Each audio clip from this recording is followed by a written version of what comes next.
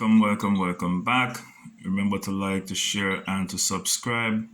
In previous video, we looked at the different properties of the circle.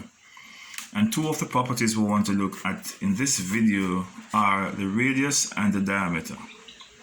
But we're given some instruction here, which provide us with some information. So let us read our instruction carefully, then make an application. The distance across the face of the pool is 28 meters. The distance. So we're given the diameter. The diameter is the distance from one end to the other end using a straight line. Alright, and remember, it does not have to be a horizontal line. It could have gone this way. It could have gone this way. Alright? So don't be confused if you see it going an oblique line or a vertical line. It doesn't matter. Alright? Once it goes straight through, and my line is not even straight, but straight through it. So we're given the diameter, which is 28 centimeter. They give us the unit measurement here, which is meter. How do we find the radius? Radius equal diameter divided by 2. The diameter divided by 2, because the entire thing from here to here is the full length. What if you were coming here? It would have been halfway. Alright? It would have been halfway. So 28 times a half. Alright? 28 over 1, because we can't multiply a fraction by a whole number. So it'll be 28 over 2. Alright? And this will give us what? 14. 2 into 28 gives 14 times. So the radius is halfway. The radius is from here to here. It's halfway. So we have to divide this by 2 to get the measurement for this half, which should equal to this. So radius is going to be the diameter divided by 2. As you see it here, we multiply by half, right? And we turn the whole number into a fraction to multiply with another fraction. Okay. So radius equals 28 divided by 2. Radius equals 14. Alright? 2, which is the denominator, going to be the divisor. 28, the numerator, is going to be the dividend. 2 into 2, 1. 1, 2, 2. 2 from 2, 0. Bring down the 8. 2 into 8, 4. 4 twos, 8. And we're done.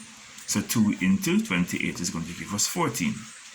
Or if you want to multiply it by a half, or if you also want to do it just like this. So the radius is 14. So from here to here is 14.